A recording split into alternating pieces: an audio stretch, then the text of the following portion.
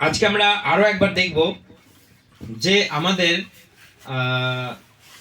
বর্তমান বিষয় নিয়ে আমি এখন বেশি কথা বলছি, কারণ এইগুলো আমাকে, যে একটা মানুষ তুমি প্রভুকে সত্যকারের চেনো, প্রভুর আদর্শ কি তুমি চেনো। আজকে মানুষ সবাই প্রভুকে ডাকছে, সবাই যিশু যিশু করছে, কিন্তু প্রভুর আদর্শ, আদর্শ বলতে আমরা কি বুঝি? আমরা আদর্শ বলতে?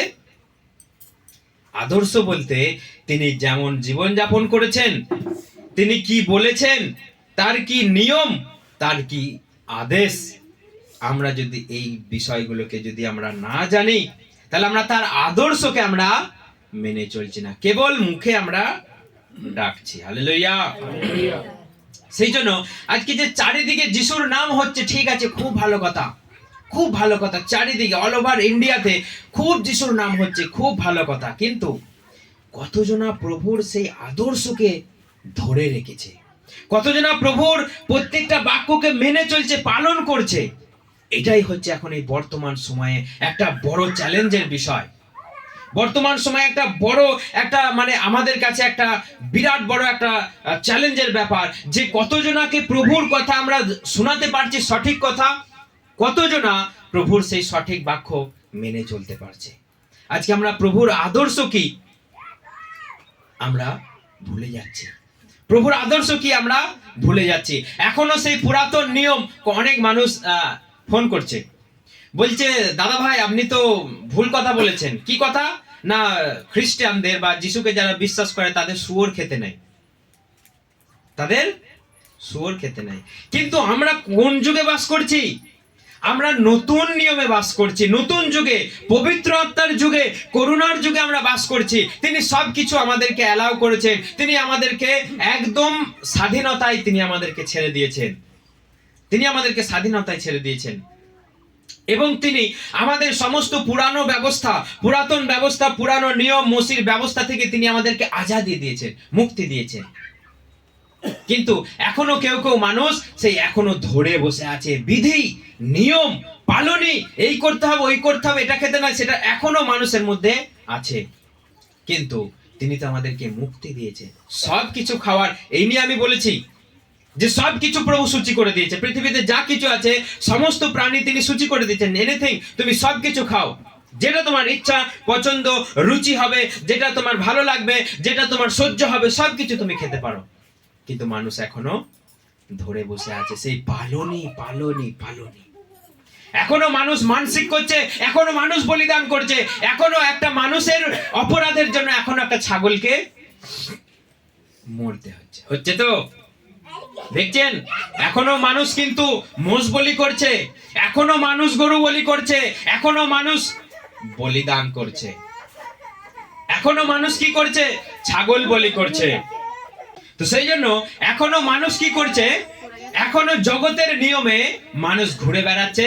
আমার এইটা হয়ে গেছে, আমার এইটা করো, আমার ওইটা হয়ে গেছে, এই বলি করব, আমার যদি এটা ভালো হয়ে যায় জোড়া পাটা দেবো। মানুষ এখনো আবদ্ধ, কিসে আবদ্ধ? মানসিকে আবদ্ধ। ছাগল চোট করতে, গরু চোট করতে, মোষ চোট করতে এখনো মানুষের মধ্যে এই অশিক্ষা, এই অজ্ঞানতা, এই মূর্খতা এখনো মানুষের কাছে বাস করছে। তিনি কি বলেছেন? প্রভু যীশু খ্রিস্ট আমাদেরকে কি শিক্ষা দিয়েছেন? তিনি আমাদের হয়ে বলি হয়েছেন। হালেলুয়া। তিনি আমাদের হয়ে বলি হয়েছে, আপনাকে আর কোনো পশুকে মারতে হবে না। তিনি মানব পুত্র সদাপ্রভু বাহিনীগণের ঈশ্বর মানব রূপে এই জগতে এলেন, নিজেকে বলি করলেন। এর থেকে বড় বলি আর কি আছে বলুন?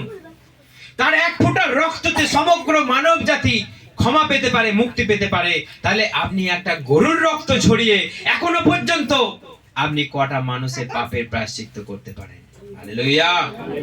দেখুন, আমরা যদি ঈশ্বরের কথা যদি না মানি, আমরা যদি আদর্শকে যদি আমরা ধরে থাকতে না পারি, আপনি এখনো পর্যন্ত বলিদান করে কি করবেন? আমার সঙ্গে বাইবেল বার করুন, প্রথম শমূয়েল 15 অধ্যায় 22। শমূয়েল বললেন, পূর্ণাহুতি কিংবা বলিদানের চেয়ে আদেশ পালনেই কি প্রভুর প্রতি অধিক নয়? দেখো, বলিদানের চেয়ে বাধ্যতা, মেদ নৈবেদ্যের চেয়ে আজ্ঞাবহতাই শ্রেয়। আচ্ছা, ঠিক আছে, আমরা একটা অন্য ভার্সন পড়ি। আমরা একটা অন্য ভার্সন। শমূয়েল বললেন, সদাপ্রভুর আদেশ পালন করলে তিনি যত খুশি হন, হুম পোড়ানো উৎসর্গ ও পশু উৎসর্গ হুম কি তিনি তত খুশি হন? হুম পশু উৎসর্গের চেয়ে তার আদেশ পালন করা আর ভেড়া চর্বির চেয়ে তার কথা বাধ্য হওয়া অনেক ভালো। হালেলুয়া। ক্লিয়ার বাইবেল বলছে, কি বলছে?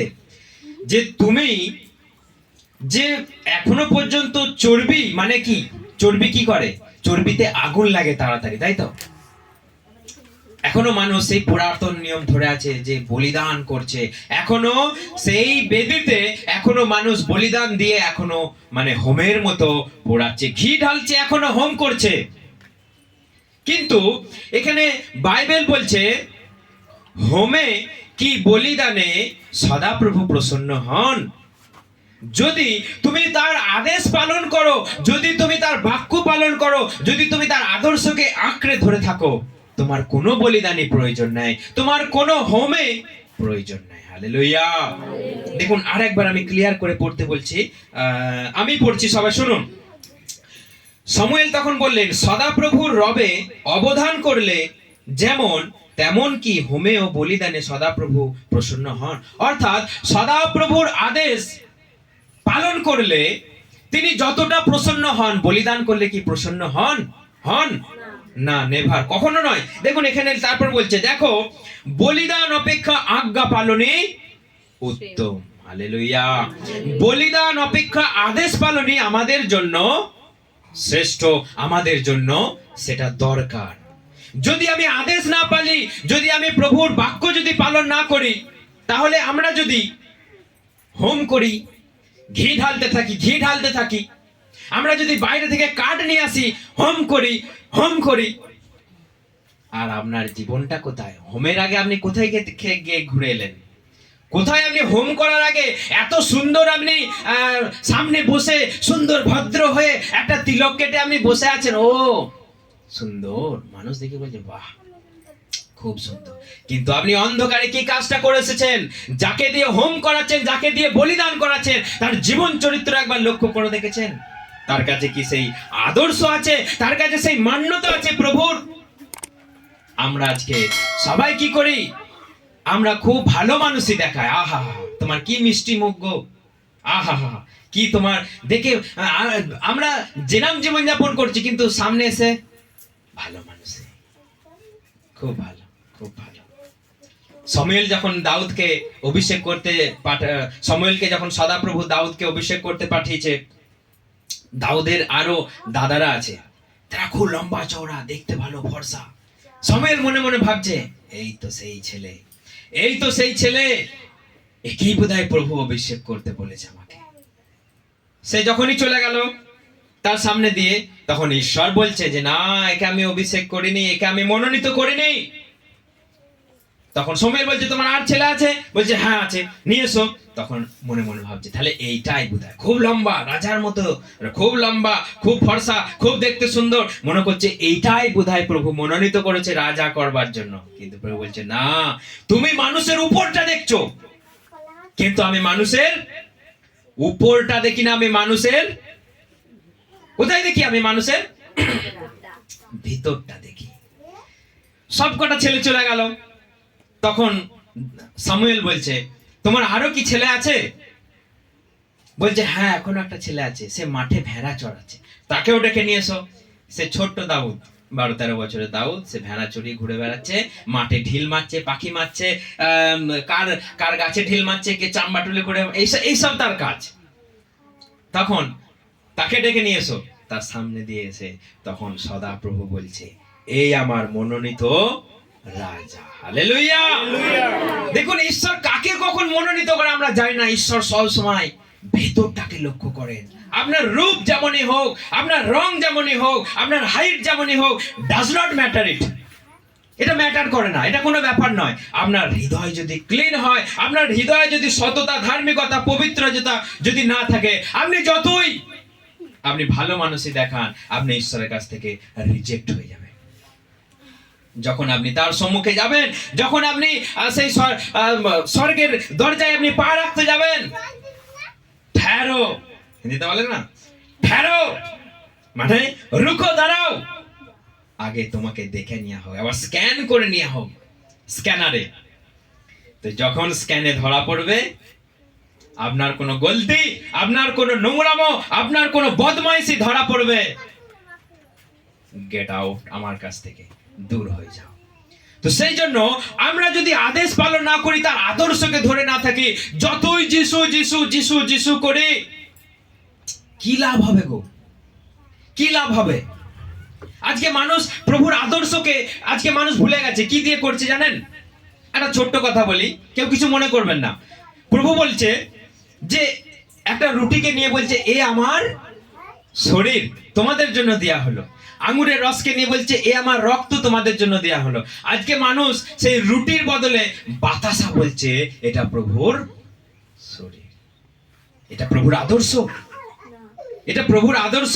প্রভু বাতাসা দিয়েছিল। আজকে মানুষ বাতাসা কিনে, প্যাকেট প্যাকেট বাতাসা কিনে আনছে, দিয়ে প্রভু ভোজ পালন করছে, বলছে এটা প্রভুর শরীর। প্রভু বাতাসা দিয়েছিল। প্রভু কি করতে বলেছিল আমাদের?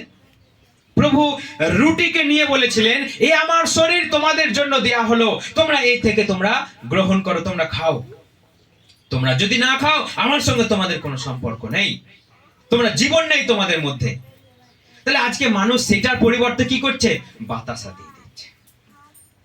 আজকে মানুষ ঈশ্বরের এই আদেশকে, ঈশ্বরের এই আদর্শ, ঈশ্বরের এই নিয়মকে আজকে মানুষ ভঙ্গ করছে। আর যত নিয়ম বার করছে, নিয়ম, যত নিয়ম, যত আইন, যত কানুন আজকে মানুষ বার করছে, প্রভুর এই সহজ, এই সরল এই বাক্যগুলোকে মানুষ আজকে ভুলে যাচ্ছে।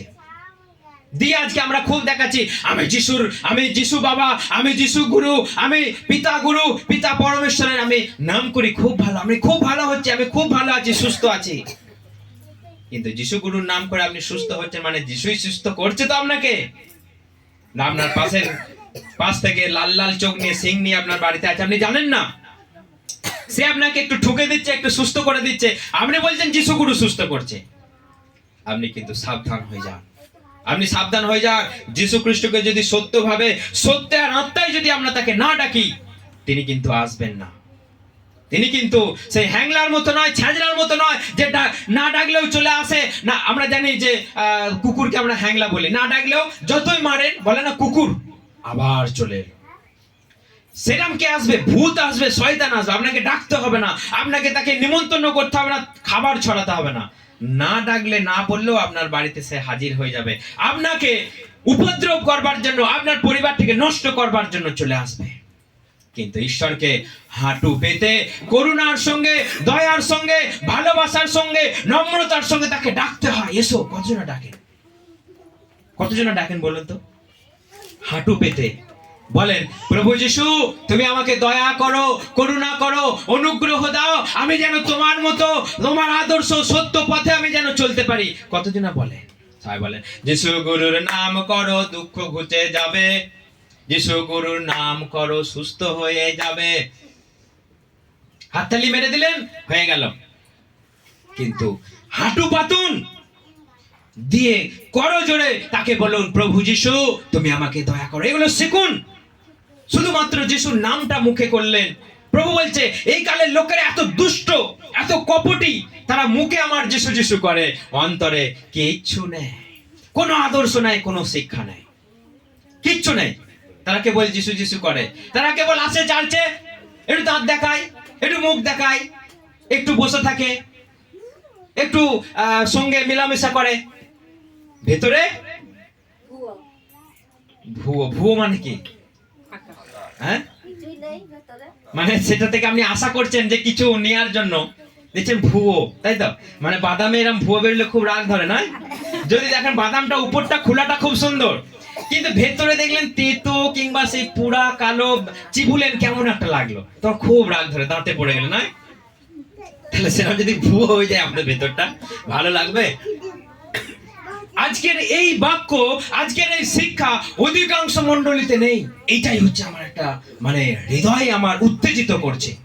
সবাই যিশু যিশু করছে, খুব ভালো, সবাই চারিদিকে যিশুর নাম হচ্ছে, খুব ভালো, কিন্তু তার আদর্শ, তার শিক্ষা নেই মানুষের কাছে।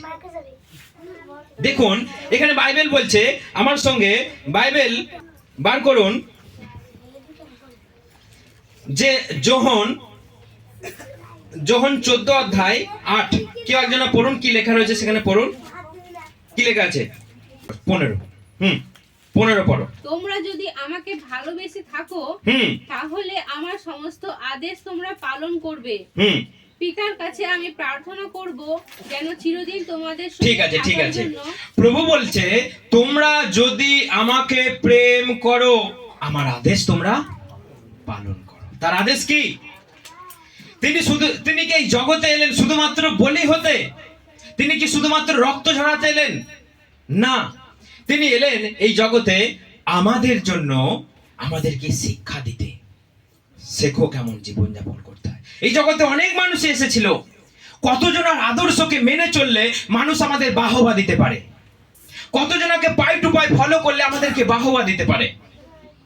কিন্তু যিশু খ্রিস্টকে আপনি পাই টু পাই, আপনি একদম হুবাহু তাকে নকল করুন, তাকে ফলো করুন, আপনার জীবন ধন্য হয়ে যাবে, আপনি আশীর্বাদ পাবেন। কিন্তু আরো অনেক কিছু আছে, তাদেরকে আপনি যদি ফলো করেন, আপনার জীবন মানুষ দেখে বাহবা দেবে, মানুষ দেখে বলবে যে ধন্য। আপনি কি স্বর্গে পৌঁছতে পারবেন? কিন্তু যিশু খ্রিস্টকে আপনি হুবাহু ফলো করুন, যিশু খ্রিস্টের প্রত্যেকটা আদেশকে আপনি পালন করুন, আপনি বাহবা পাবেন, জীবন সুন্দর হবে, ধন্য হবে, স্বর্গে যাওয়া আপনার জন্য কেউ আটকাবে না। হালেলুয়া।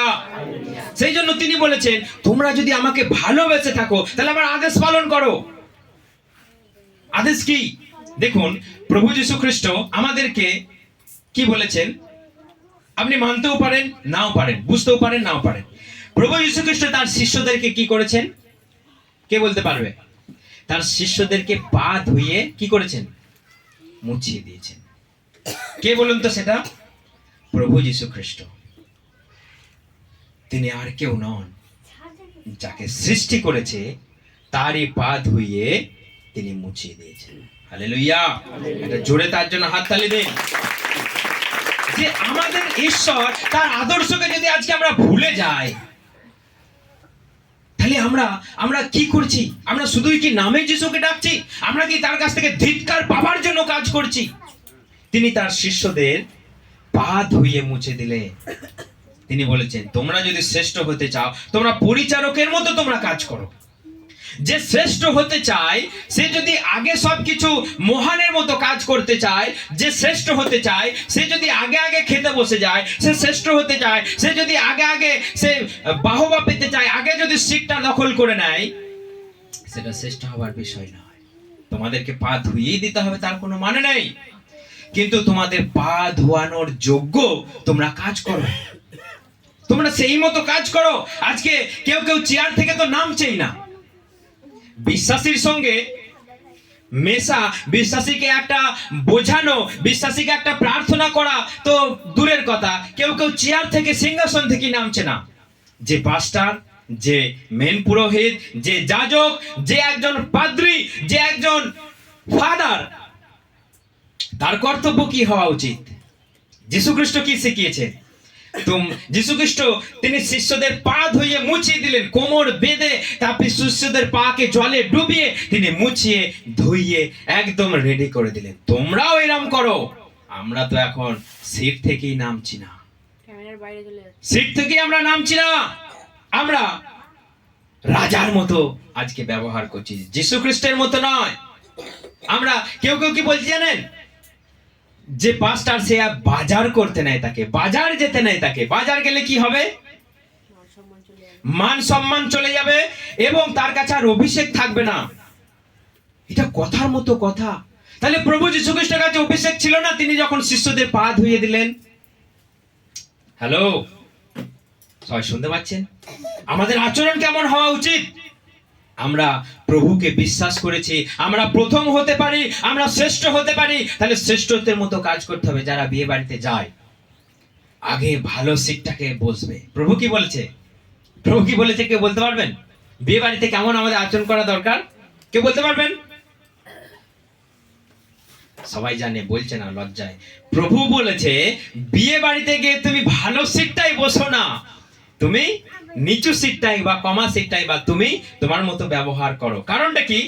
যদি মালিক এসে বলে যে আমার অন্য একটা গেস্ট এসেছে, আপনি প্লিজ একটু দয়া করে সিটটা ছেড়ে দিন না, আমার আলাদা গেস্ট এসেছে, আপনার থাকবে সম্মানটা সেখানে। আপনার থাকবে মান সম্মান সেখানে? আপনাকে সিট থেকে উঠিয়ে দিয়ে অন্য জনকে বসানো হলো, আপনার সম্মান থাকবে? থাকবে? আপনার সম্মানটা একটু হলেও হানি হবে, কারণ আমার থেকেও একজনকে এসেছে, বড় মানুষ এসেছে। কিন্তু আপনি ধরুন এক পাশে দাঁড়িয়ে আছেন কিংবা নিচেই বসে আছেন, আপনাকে যদি বলা হয় sir sir sir sir please sit down here, sir আপনি একটু উঠে বসুন, লোকের সামনে যদি আপনাকে উঠে বসানো হয়, আপনার সম্মানটা বাড়বে না কমবে? Hello, hallelujah. তাহলে আমাদেরকে এই আদর্শ যদি আমরা ভুলে যাই, আমি বিয়ে বাড়িতে গেছি ঠ্যাংয়ের উপর ঠ্যাং তুলে, এই একটা জল, পাঁচটা এসেছে জল নিয়ে আয়, মিষ্টি নিয়ে আয়। ঠিক আছে, পাঁচটা এসেছে জল নিয়ে আসবে, মিষ্টি নিয়ে আসবে, সব ঠিক আছে, কিন্তু হাব ভাবটা কেমন হওয়া উচিত? নম্রতার সঙ্গে, ভদ্রতার সঙ্গে একটা পাস্টারের আচরণ হওয়া উচিত। আজকে যীশু খ্রিস্টকেও ছাড়িয়ে যাচ্ছে তার সন্তানেরা, তার পাস্টারেরা, তার দাসেরা।